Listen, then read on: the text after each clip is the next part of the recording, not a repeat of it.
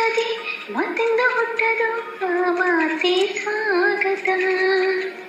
ಮಾತು ಇಲ್ಲದೆ ಹಾಡಿಂದ ಹುಟ್ಟದು ಹಾಡೇ ಶಾಶ್ವತ. ಹಾಡಿದ್ದ